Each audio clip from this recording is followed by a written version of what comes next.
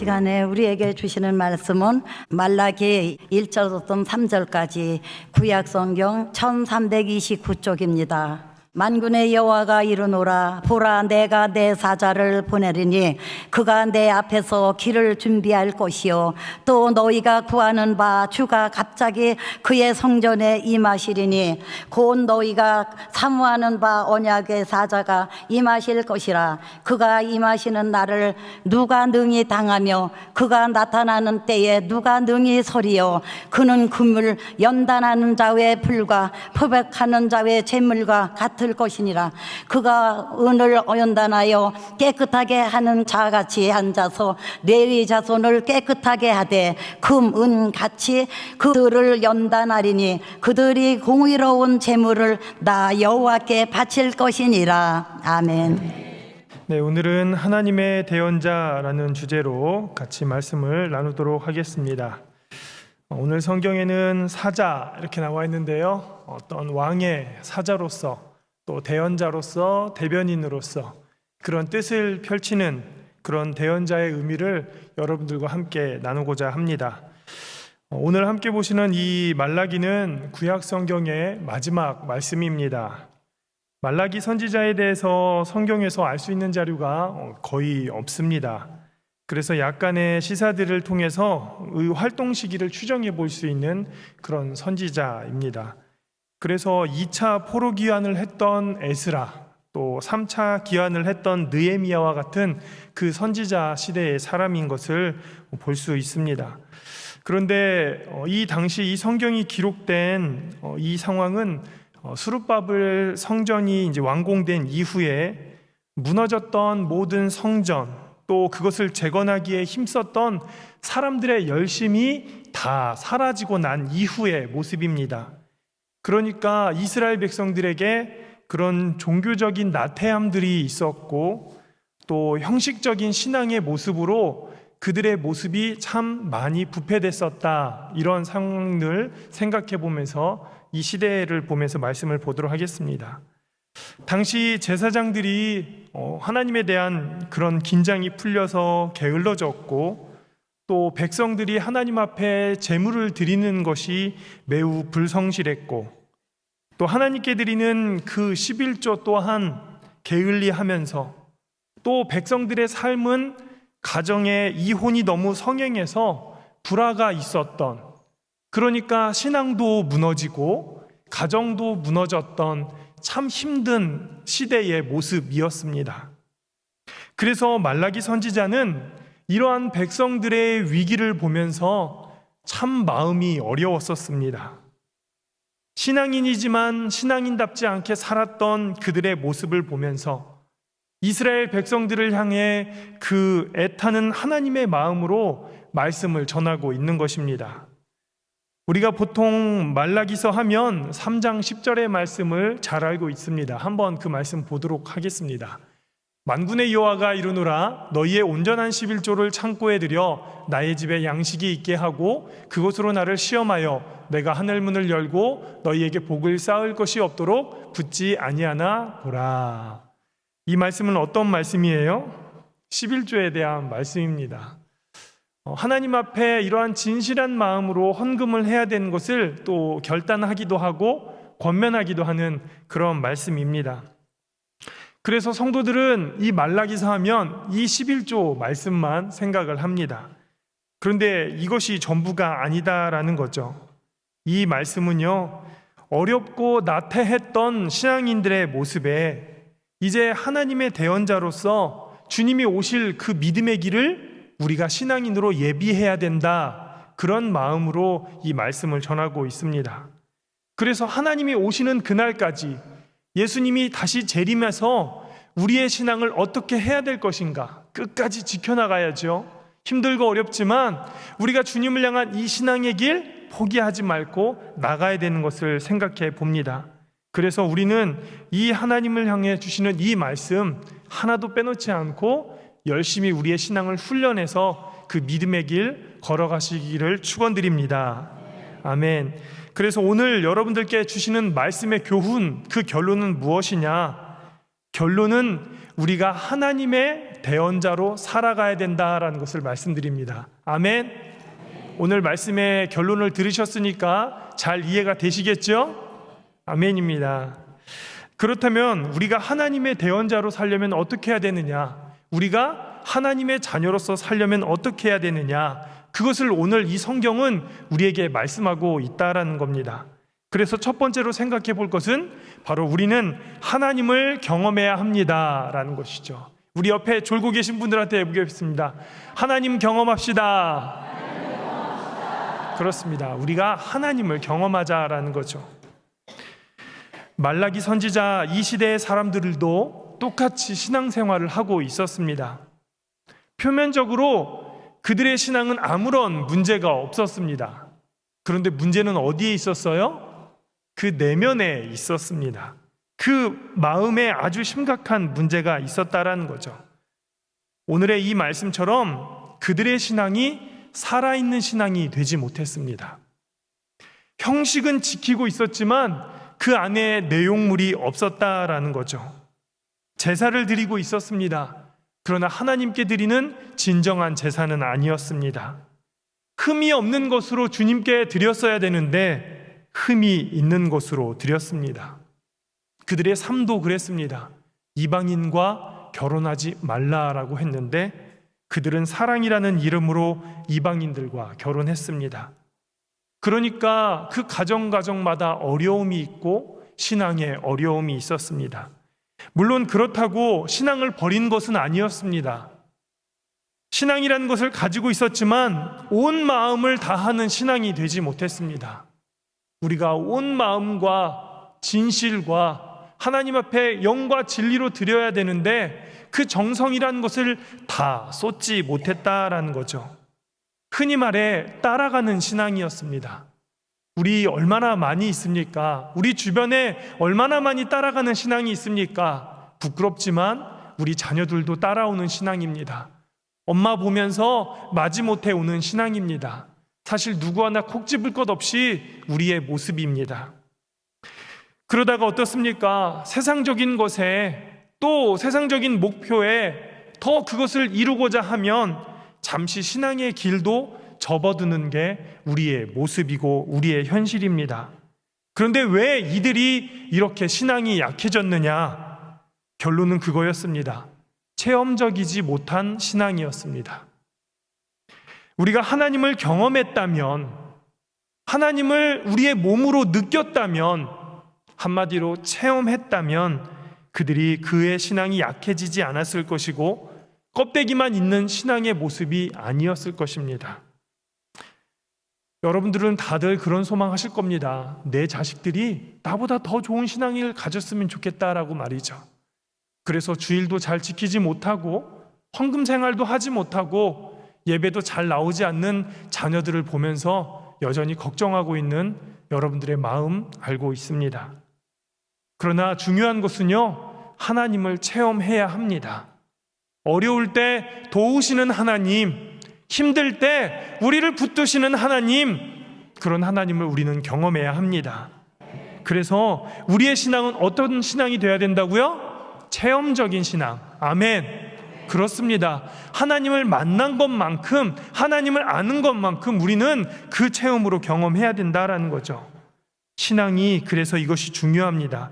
기초적인 부분이고요. 체험한 것이 우리의 든든한 신앙이 될 줄 믿습니다.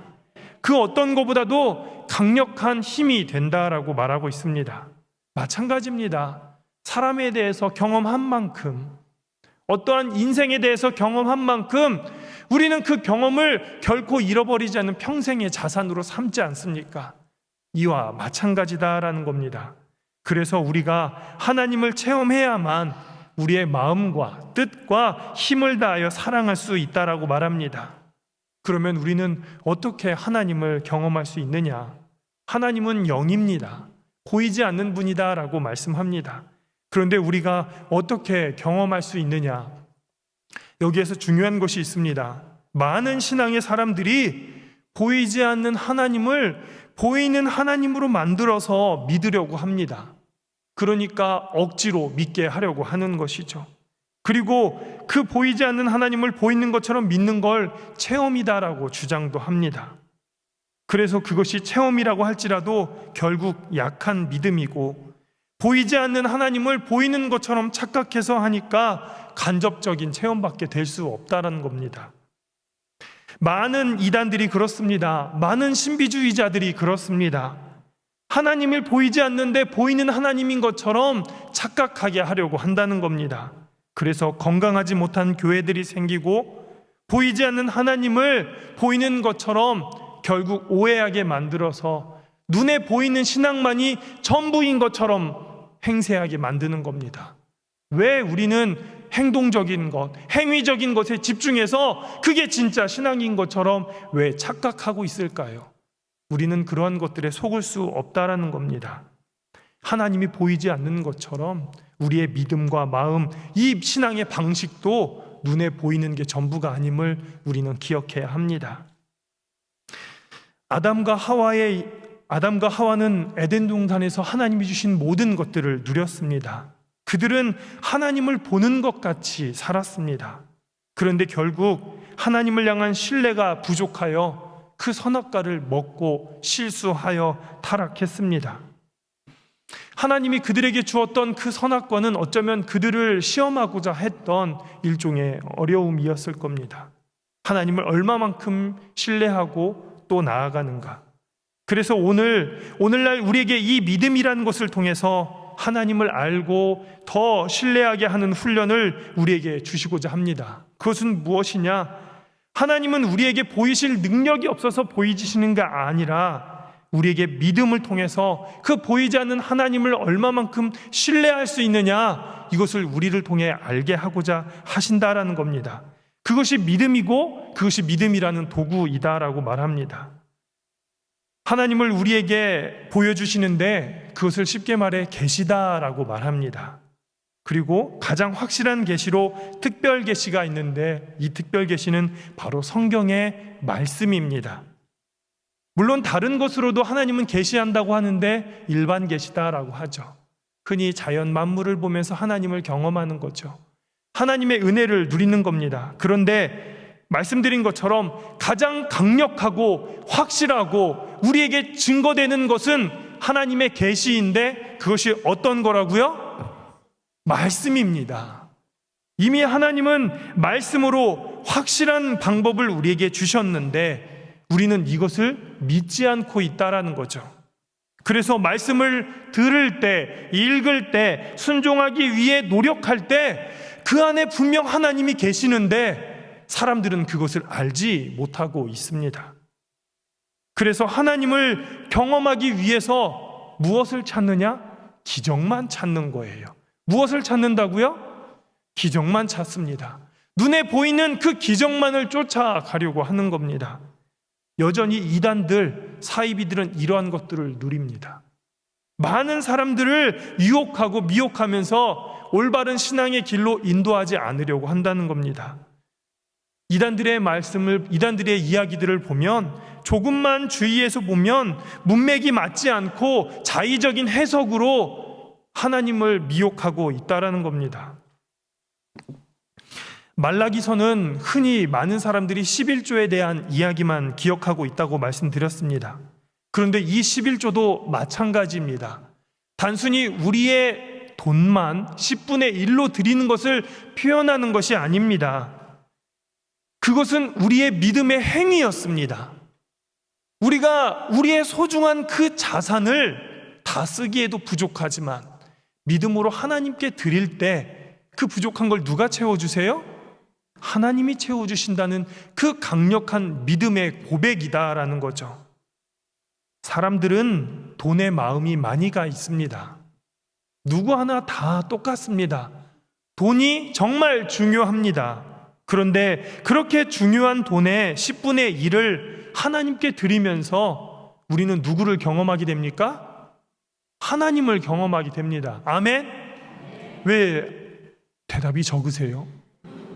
11조를 드리면서 하나님을 경험하게 되는 겁니다. 아멘. 하나님이 채워주시는 은혜, 그 능력을 우리는 경험하게 되는 겁니다. 무엇을 통해서요? 누가 말씀해서요? 하나님이 이 성경을 통해서 우리에게 말씀하고 있기 때문에 그렇습니다. 그러니까 하나님은 눈에 보이지 않습니다. 그러나 이미 하나님은 눈에 보이는 무엇을 우리에게 주셨어요? 말씀을 주셨습니다. 이것이 중요하다라는 거죠. 말씀에 기록된 그 11조를 우리가 지키면서 하나님을 경험하는 겁니다. 많은 성도님들이 21조 힘들어 하세요. 삶에 현실적으로 보면 어려운 건 사실입니다. 하지만 하나님이 어때요? 나를 시험해 보라. 내가 너희를 축복하나 안 하나 시험해 보라. 분명하게 말씀하고 있습니다. 그래서 우리는 말씀에 기록된 모든 것들을 우리 삶에서 실천하면서 실현하면서 하나님을 경험하자라는 겁니다. 아멘. 이것이 중요합니다. 다시 말해볼게요. 여러분들의 자녀들이 왜 하나님을 잘 못 믿으세요? 아까 제가 말씀드렸는데 체험을 하지 못했기 때문에. 그런데 그 체험을 어떻게 해보라고 했어요? 네, 그렇습니다. 11조를 통해서 하나님이 나를 채워주시는지 채워주지 않으시는지. 그러니까 여러분, 우리는 성경을 통해 이 증거되는 말씀으로 어떠한 하나님을 경험하고 있는지 우리는 생각해 봐야 합니다. 크고 작은 많은 은혜들을 우리에게 주시는데 우리는 왜 눈에 보이는 그 기적만 쫓아서 그 신앙의 생활을 하려고 하는지 우리는 우리의 신앙을 돌아보아야 합니다. 그래서 우리는 말씀으로 하나님을 경험하는 것, 이것이 매우 중요하다. 인생의 그 어떤 경험보다도 하나님이 채워주시는 이 경험이 가장 확실하고 진리인 줄 믿습니다. 아멘. 바로 이 채워주시는 은혜, 이것이 얼마나 우리에게 풍성한 은혜인지 우리는 참 감사할 따름입니다. 우리는 이 하나님의 말씀이 아닌 다른 기적에 쫓아서 우리의 시선을 빼앗기지 마시고 이단들에 미혹되지 마시고 더 하나님을 향한 이 진실된 신앙으로 나아가시기를 바랍니다. 그 잘못된 왜곡된 말씀은요, 자기 만족을 갖습니다. 우리 교회 성도들이 내 만족을 위한 신앙생활을 할 때 우리는 잘못된 길을 가게 됩니다. 기도도 마찬가지예요. 찬양도 마찬가지예요. 전도도 마찬가지입니다. 나의 보람과 나의 만족을 위한 신앙이라면 이것은 분명 그 끝이 잘못될 것입니다. 성경에도 많은 기적이 나옵니다. 당연히 우리 삶의 기적으로 행하시는 하나님을 볼 수 있지만 정말 중요한 것은 한순간의 기적이 아니라 매일매일 쌓아지는 하나님의 그 경험의 기적이 우리 삶에 함께 할 때 그것이 우리에게 진짜 기적이 되는 줄 믿습니다. 아멘. 제가 늘 이야기하는 건데요, 평범이라는 것은요, 평범하지 않습니다. 누구나 다 똑같이 살아가는 것을 평범이다라고 말하지만 누구나 다 똑같이 살아갈 수 없습니다. 누군가는 힘들어야 되고요, 누군가는 즐거워야 되고, 누군가는 고통받아야 되고, 누군가는 대신 위로받아야 합니다. 모두가 평범할 수는 없습니다. 그런데 오늘 내 삶이 평안하고 기쁘고 감사하다면 이것이 기적이 아니겠습니까? 이것이 우리에게 은혜이고 감사가 되는 줄 믿습니다. 어느 순간의 특별한 기적이 아니라 지금의 내 삶의 연속이 하나님이 주시는 기적의 은혜임을 믿습니다. 아멘.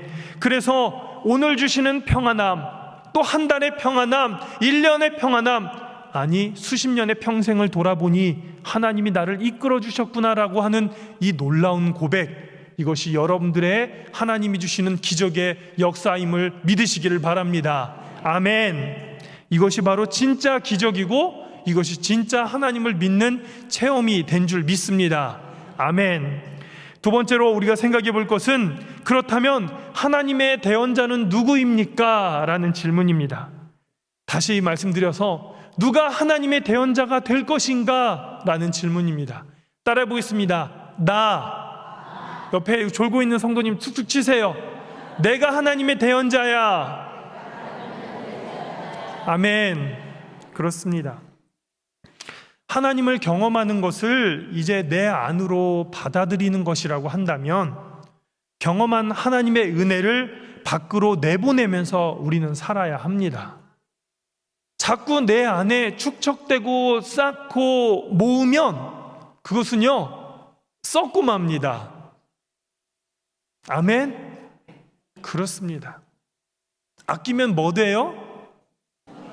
네, 그래요. 아끼면 그거밖에 안 됩니다.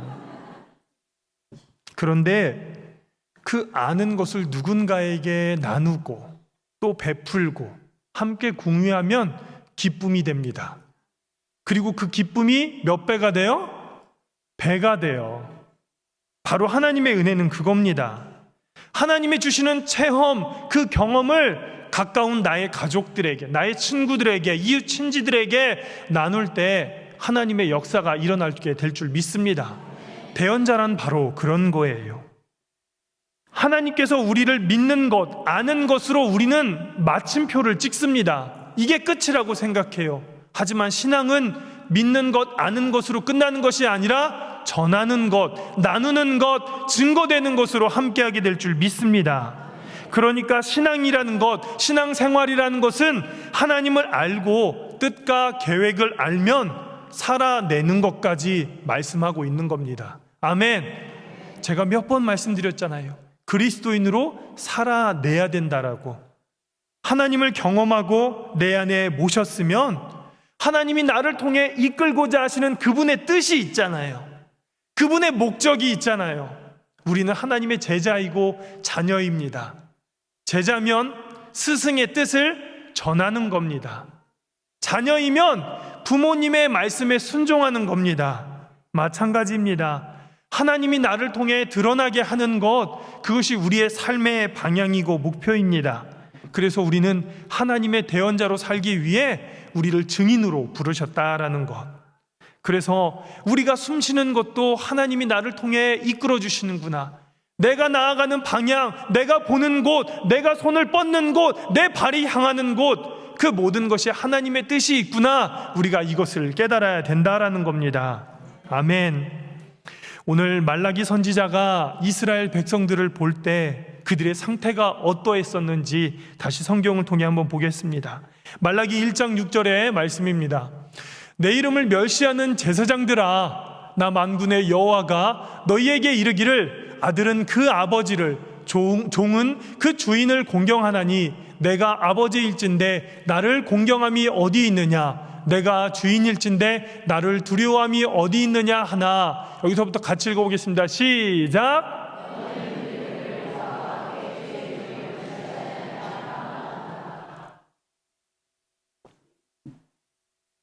하나님이 이스라엘 백성들에게 진노하시면서 너희가 나를 멸시하였다라고 말합니다.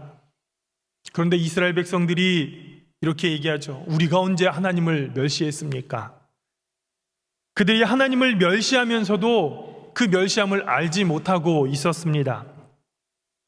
이스라엘 백성들이 드리는 형식적인 제사, 또 말씀을 따르지 않는 그 불순종의 모습이 하나님을 멸시하는 것이다, 그렇게 말씀했습니다. 오늘날 우리도 그렇습니다. 하나님의 대언자로서, 제자로서, 자녀로서 살고 있지 못한다면 우리는 하나님을 멸시하는 자로 불려질 겁니다. 분명 우리는 제자인데, 자녀인데 스승의 뜻을 펼치지 못하고 부모님의 뜻에 순종하지 못한다면 우리는 불효자입니다. 그리고 말씀처럼 멸시하는 자입니다. 그래서 우리가 어떻게 살아야 되느냐? 이 말씀에 축 늘어지지 말고 내가 잘못했으면 이 잘못을 깨닫고 반성하면서 다시 일어나는 게 우리의 모습이 되어야 될 줄 믿습니다. 그래서 하나님의 말씀을 따라 우리가 대언자로서 살아가야 됩니다. 이어서 말라기 3장 3절의 말씀입니다. 같이 한번 읽어보겠습니다. 시작. 그가 은을 연단하여 깨끗하게 하는 자같이 앉아서 레위 자손을 깨끗하게 하되 금, 은 같이 그들을 연단하리니 그들이 공의로운 제물을 나 여호와께 바칠 것이라. 아멘. 말씀처럼 하나님의 백성은 금으로, 은으로 연단되어야 합니다. 우리가 금을 왜 좋아합니까? 금의 가치를 왜 높게 평가합니까? 변하지 않는 성질도 있습니다. 그리고 그것이 희귀한 성질도 있고요. 그런데 그 금이라는 것은요, 불순물이 다 빠졌을 때 순금, 우리는 그것에 대한 가치를 더 높게 평가합니다. 이와 마찬가지입니다. 금과 은처럼 연단되기 위해 우리 세상의 모든 힘들이 다 빠져야 합니다. 분명히 말씀처럼 하나님을 경험하여 연단되어진 이후에는 우리는 말씀을 따라 살게 되는 겁니다. 아멘. 여러분, 수영 좀 잘하십니까? 수영 좀 할 줄 아세요? 수영하는 방법 뭐가 있습니까? 힘을 빼야 합니다. 허리에 힘을 잔뜩 넣고 긴장하면 물속에 빠질 수밖에 없습니다. 우리의 힘도 마찬가지입니다. 내가 어떻게든 한번 물에 안 빠지려고 발버둥 치면 결국 우리는 물에 빠지는 거예요. 몸에 힘을 쫙 빼고 몸의 부력에 맡겨서 손을 뻗으면 몸은 알아서 떠서 앞으로 나아갑니다. 우리의 신앙도 마찬가지입니다. 세상에 힘을 빼십시오. 세상에서 내가 어떻게 해보려고 하는 그 마음들 내려놓으십시오. 하나님이 우리를 붙들어 주실 줄 믿습니다. 오늘의 이 3장 3절의 말씀처럼 하나님이 우리를 깨끗하게 금과 은처럼 연단하게 해 주신다고 말씀했습니다. 그렇게 되면 우리는 하나님의 기쁨이 되는 믿음의 사람이 된다라고 말합니다. 그것이 바로 하나님의 대언자로서, 하나님을 증거하는 사람으로서 우리를 살게 해 주실 줄 믿습니다. 하나님을 경험하면 하나님이 우리의 주인이 되시는 걸 알아요. 하나님이 내 가정의 주인이 되심을 압니다. 내 삶의 통치자, 내 삶을 이끄시는 인도자가 누군지 우리는 알게 됩니다. 그래서 주인의 뜻을 민감하게 깨달아 그 뜻대로 살아가는 그리스도인이 되는 겁니다. 그리스도인, 하나님의 사람이에요. 하나님의 뜻을 따라 살아가는 사람입니다. 그것이 바로 우리가 되어야 되고, 우리가 흔히 말한 작은 예수님이 돼서 그 예수님처럼 살아가는 게 우리의 모습이 되어야 될 줄 믿습니다. 우리를 통해 하나님이 증거돼요. 우리를 통해 하나님이 역사합니다. 우리 흔히 믿음의 통로라는 말도 하잖아요. 하나님이 나를 통해 역사하시는 겁니다. 나를 통해 이끌어 주시는 거예요. 내 말을 통해서, 내 격려를 통해, 내 응원을 통해 성도들이 힘을 얻는 겁니다. 시름에 빠져 있고 절망에 빠져 있는 성도들에게 우리를 통해 증거되는 하나님의 마음이 그들을 일으켜 세워주는 줄 믿습니다. 이게 하나님의 대언자예요. 우리의 목장이, 우리의 교회가, 우리 송년교회 모든 성도 한 사람 한 사람이 바로 하나님의 대언자가 되어서 우리는 결코 흔들리지 않는 믿음의 반석에 서는 송년교회 된 줄 믿습니다. 이것이 바로 하나님이 우리를 통해 이끄시는, 우리를 통해 역사하시는 그런 믿음의 성도다라고 말합니다. 그렇다면 우리는 바로 이러한 믿음의 일들을 행하고 있느냐? 누가 이러한 대언자로서 살아갈 수 있느냐? 바로 내가 되어야 합니다. 여러분들이 그러한 믿음의 삶을 살아야 될 줄 믿습니다. 우리 흔히 목회자를 하나님의 대언자라고 말합니다. 그런데 목회자뿐만 아니라 여러분들도 마찬가지입니다. 목사가 말씀을 전할 때 그 증거되는 말씀이 하나님의 생명의 말씀이기 때문에 대언자라고 하지만, 여러분들의 말과 행동을 통해서도 증거되는 하나님이 동일하게 역사하십니다. 그러니까 목회자만 대언자가 아니라 여러분들도 대언자 되실 줄 믿습니다. 이 땅에서 모든 살아가는 믿음의 사람들, 바로 하나님의 대언자로서 우리가 살아가게 된다라는 것. 갈라디아서 2장 20절의 말씀을 한번 보겠습니다. 내가 그리스도와 함께 십자가에 못 박혔나니 그런즉 이제는 내가 사는 것이 아니요 오직 내 안에 누가 사세요? 그리스도께서 사시는 것이라. 이제 내가 육체 가운데 사는 것은 나를 사랑하사 나를 위하여 자기 자신을 버리신 누굽니까? 하나님의 아들을 믿는 믿음 안에서 사는 것이라. 아멘. 이 말씀이 나의 믿음이 될 줄 믿습니다. 우리 성도님들의 고백이 될 줄 믿습니다. 내가 사는 것이 아니라 그리스도께서 사시게 하는 것. 우리 모두는 바로 이 믿음의 고백처럼 하나님의 대언자로 삶을 사시기를 축원드립니다. 마지막으로 여러분들께 질문합니다. 우리는 하나님의 대언자로 살고 있습니까? 라는 겁니다. 하나님의 대언자로 살지 못하는 것은 처음에 말씀드렸던 것처럼 하나님을 경험하지 못했기 때문이다라는 것. 아니, 경험했어도 약하게 경험했기 때문에 그렇습니다. 우리는 하나님을 더 많이 경험해야 되고 더 강력하게 경험해야 되고 매일매일 경험해야 합니다. 우리가 예배를 드리는 이유도 그렇습니다. 주일 예배 드립니다. 수요, 금요, 또 매일 새벽, 밤, 매일매일의 시간을 통해 하나님을 우리는 경험해야 합니다. 얼마만큼 하나님을 경험해야 될까요? 야고보서 2장 26절의 말씀을 한 번 더 이어서 보겠습니다. 영혼 없는 몸이 죽은 것 같이, 한 번 더 여기서 행함이 시작, 행함이 없는 믿음은 죽은 것이니라. 우리가 예배를 통해 하나님을 경험해야 하고 우리의 삶을 통해 하나님을 경험해야 합니다. 하나님 경험하지 못하면 죽은 삶이다 라고 말씀하고 있습니다. 우리는 경험해서 살아있는 신앙을 누려야 합니다. 분명 하나님은 보이지 않는 하나님이시지만 그분의 이 계시의 말씀을 통해서 오늘도 우리에게 증거하고 역사하고 있는 줄 믿습니다. 사랑하는 성도 여러분, 하나님을 경험하는 것은 쉽지 않지만 매일매일 주시는 이 말씀을 듣고 읽으면서 말씀을 실천해가는 삶 사시기를 축원드립니다. 그러면 기적이 어느 순간 우리에게 나타나는 것이 아니라 그 기적이 매일매일 우리와 함께 동행하고 있었음을 우리는 깨닫게 될 줄 믿습니다. 하나님이 주시는 그 은혜의 기적, 하나님이 오늘도 우리를 이끄시고 살리시는 은혜의 기적, 그것이 우리를 통해 증거되게 될 줄 믿습니다. 이것이 진짜 말씀을 따라 살아가는 실천 있는 신앙이 된다라고 말하고 있습니다. 하나님은 오늘 우리에게 이 성경을 통해서 그분을 계시하고 계십니다. 오늘도 역사하고 계시는 그 하나님을 우리는 이 말씀을 통해서 경험해야 된다라는 것. 그래서 경험되어진 하나님이 누구를 통해 증거되느냐?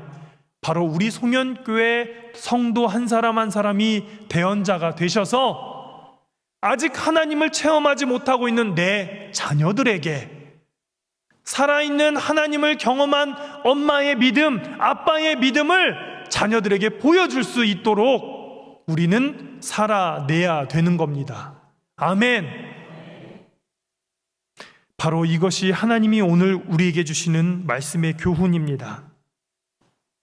하나님이 살아계시고 지금도 역사하시는데 우리가 그분을 만났다면, 내 안에 모시고 산다면 우리도 예수님처럼 살아야 합니다.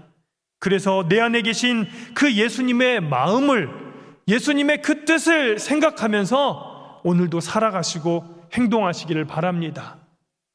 자녀들에게 세상에 잔소리하지 마시고 기도를 하시고 선포를 하십시오. 내 아들아, 내 딸아, 내가 너를 위해 기도하고 있다. 너의 사업, 너의 가정, 너의 자손, 내가 기도하고 있다. 잘 될 거야. 일어날 거야. 회복될 거야. 이렇게 자신감 심어주는 게 믿음의 부모님 되신 줄 믿습니다. 예수님이라면 지금 어떻게 하실까? 우리에게 그렇게 하고 계셨을 겁니다. 지금도 뒤에서 등 밀어주시고 앞에서 끌어주시고 응원해주시고 위로해주시고 그러한 믿음을 우리에게 심어주실 줄 믿습니다. 우리는 대언자예요. 말씀을 듣고 깨달았으면 실천할 수 있는 대언자 될 줄 믿습니다. 바로 그렇게 오늘 말라기 선지자를 통해서 이스라엘 백성들에게 하나님을 깨닫게 하고 교훈시켜 주셨듯이 이 성경이 여러분들을 깨닫게 하고 교훈시켜 주는 줄 믿습니다. 여러분들을 통해 가정이 회복되고 자녀들이 회복되고 우리 교회가 회복되는 놀라운 역사가 우리 가운데 일어나게 될 줄 믿습니다. 바로 이 믿음 아멘 하시고 실천하시는 대로 선포하시면서 실천하실 때 우리 모두가 하나님의 대언자 되실 줄 믿으시기를 주의 이름으로 축원드립니다. 아멘. 기도하겠습니다.